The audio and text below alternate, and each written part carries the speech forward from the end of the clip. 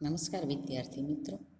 आज આપણે स्टैंडर्ड 8 का पाठ चौथा कर्मयोगी लाल बहादुर शास्त्री समझेंगे, जिसके लेखक है शंकर दयाल शर्मा।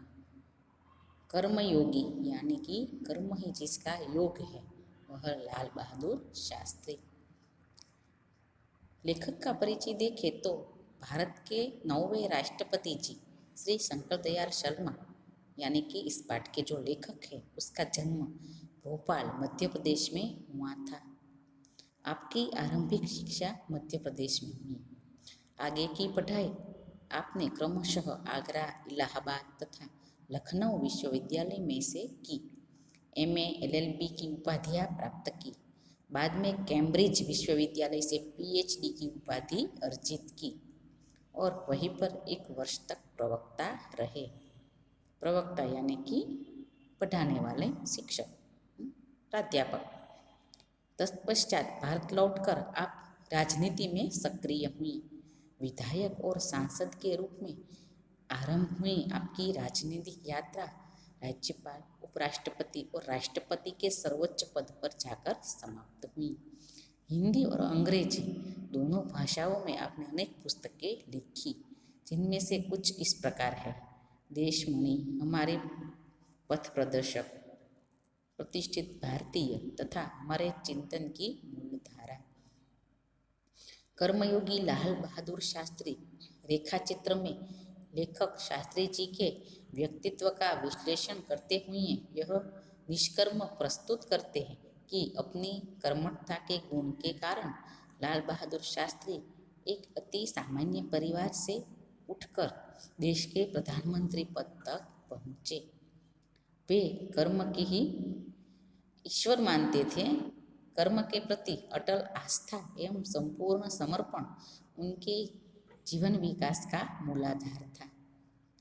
इस इकाई में समाविष्ट मूल्य, समर्पण भावना, कर्तव्य निष्ठा, कर्मठता, सेवा। तो इस पाठ में लेखक ने कर्मयोगी लाल बहादुर शास्त्री जी के जीवन का पूरा रेखाचित्र दिया गया है। इस पाठ का प्रकार है रेखाचित्र। रेखाचित्र यानी कि किसी भी व्यक्ति के जीवन का ऐसा आलेखन करना कि हमारे सामने एक चित्र बन जाए, उसे कहते हैं रेखाचित्र, जो शब्दों के माध्यम से बनाया जाता है। अगर हम पाठ देखें तो शास्त्री जी के नाम के साथ कर्मयोगी विशेषण जोड़ना बिल्कुल उपयुक्त है। उपयुक्त यानी कि सही है, क्योंकि मुझे तो उनका सारा जीवन ही कर्म से भरा हुआ मालूम पड़ता है। शास्त्री जी सामान्य परिवार से ऊपर उठकर देश के प्रधानमंत्री के जिस महत्वपूर्ण पद तक पहुँचे, उसका रहस्य उनके कर्मयोगी होने में छिपा हुआ है। वे उन लोगों में से नहीं थे जो भाग्य पर भरोसा करके बैठे रहते हैं और अचानक कभी सफलता मिल जाती है, बल्कि वे उन लोगों में से थे जिनको अपने हथेली की लकीरों के बजाय अपने चिंतन और कर्म की शक्ति पर अधिक भरोसा होता है और वे क्रमशः अपने जीवन का रास्ता बनाते हुए आगे बढ़ते हैं। शास्त्री जी के लिए कर्म ही ईश्वर था और उसके प्रति उनका बिना किसी फल की आशा किए संपूर्ण भाव से समर्पित रहते थे। यहाँ तक कि जब भी उन्हें फल की प्राप्ति के अवसर मिले, तब भी उन्होंने उस ओर हमेशा उपेक्षित दृष्टि ही रखी, यानी कि उसने कभी उसका लाभ नहीं लिया, उसका फायदा नहीं उठाया। उनका जीवन दर्शन गीता के निष्काम कर्मयोगी का प्रतिरूप था। इसीलिए मैं समझता हूँ कि उन्हें केवल कर्मयोगी के बजाय निष्काम कर्मयोगी कहना अधिक उपयुक्त होगा। जो काम करे लेकिन फल की आशा न रखे, उसे कहते हैं निष्काम कर्मयोगी। कर्म ही जिनका जीवन है, कर्म ही जिनका योग है, वो थे लाल बहादुर शास्त्री। अपने उद्देश्य के प्रति दृढ़ आस्था, उस उद्देश्य को प्राप्त करने के लिए कर्म का भाव तथा उस कर्म के प्रति संपूर्ण समर्पण, ये 3 बातें मुझे उनके संपूर्ण चरित्र तथा जीवन दर्शन में दिखाई पड़ती हैं। अपने एक भाषण में उन्होंने इसी तरह के विचार व्यक्त करते हुए कहा था यहाँ तक कि भले ही आप राजनीतिक क्षेत्र या सामाजिक क्षेत्र या किसी अन्य क्षेत्र में कार्य करते हैं, यदि आप उसमें सफल होना चाहते हैं तो अपने दायित्वों को पूरी तरह से निर्वाह करना चाहते हैं। अपने दायित्व यानी कि अपनी जो कई अपने हिस्से में जो काम आता है, अपनी जो फर्ज है उनको हमें पूरी करनी है। तो आपके कार्य और समर्पण तथा भक्ति और कर्म में समन्वय होना चाहिए।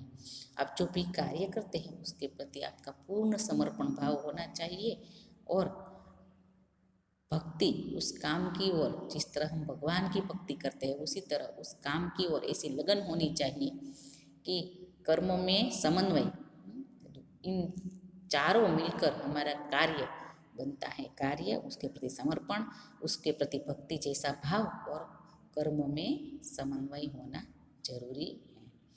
मैं शास्त्री जी की सफलता का रहस्य उनके इसी महत्वपूर्ण चिंतन में मानता हूँ। साथ ही यह भी मानता हूँ कि किसी भी व्यक्ति, समाज और देश के विकास का रहस्य इसी भक्ति और कर्म के सिद्धांत में निहित है। शास्त्री जी कहते हैं कि किसी भी समाज या देश का विकास करना हो तो इन बातों का हमें ख्याल रखना चाहिए। शास्त्री जी का संपूर्ण जीवन श्रम, सेवा, सादगी और समर्पण का अनुपम उदाहरण है। उनके ये गुण केवल उनके कार्यों और विचारों में ही अभिव्यक्त नहीं पाते थे, बल्कि उनको देखने से ही इन सभी भावों का एहसास हो जाता था। उनके अपने व्यक्तित्व में विचारों का अनोखा संबंध था। जो कुछ कहते थे वही करते थे, जो कुछ भी करते थे वह एकमात्र राष्ट्र लाभ की भावना से प्रेरित होकर कहते हैं।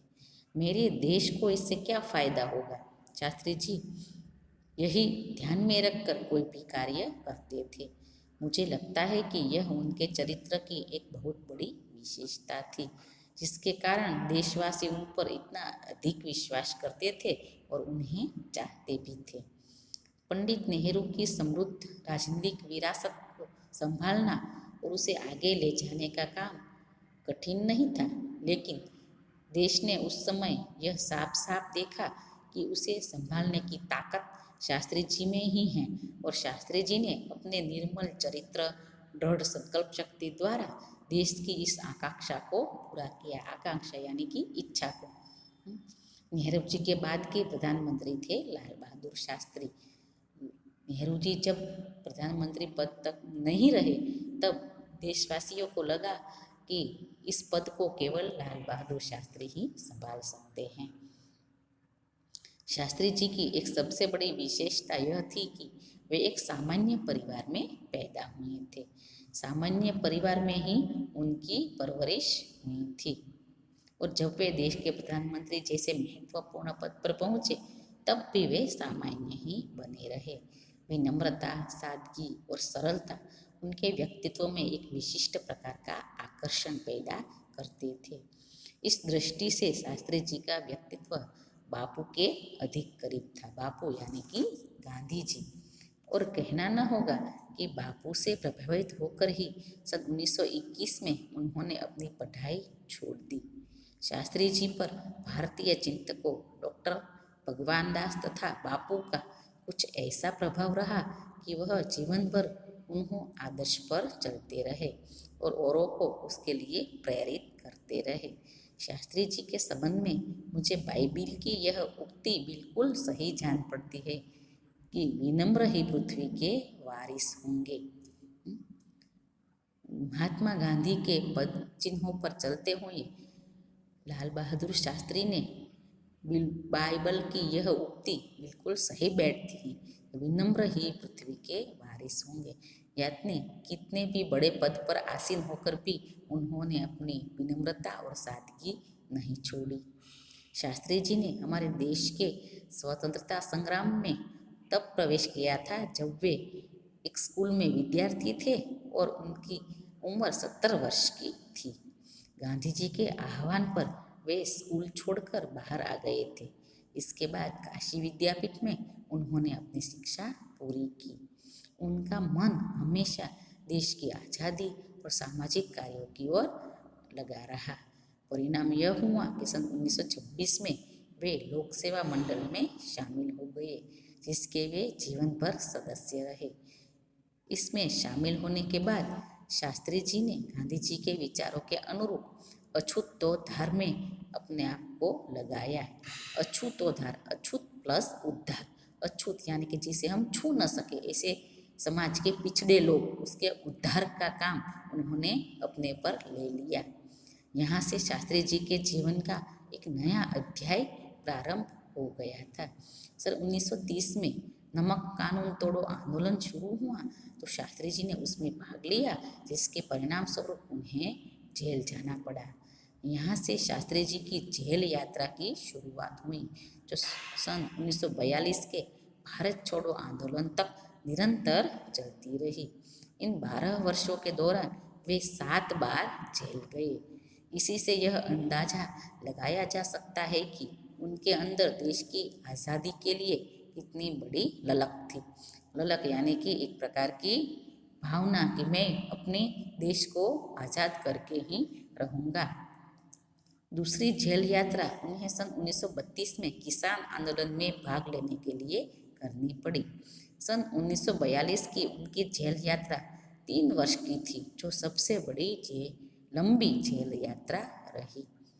लाल बहादुर शास्त्री ने प्रधानमंत्री बनने से पहले किन किन दौरे से गुजरे, उसके सारा विवरण यहाँ लेखक ने दिया है कि गांधी बापू के पदचिन्हों पर चलते हुए उनकी एक आवाज़ पर उन्होंने पढ़ाई छोड़ दी और विविध प्रकार के आंदोलन में भाग लेने पड़े।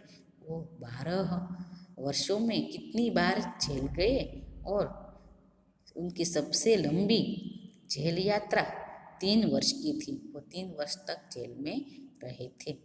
तो विद्यार्थी मित्रों, अब आगे का पाठ हम पार्ट 2 में आगे बढ़ाएंगे। आपको इस पाठ का ट्रांसलेशन यानी कि भाषांतर करके गूगल क्लासरूम में होमवर्क में भेजना है। Thank you.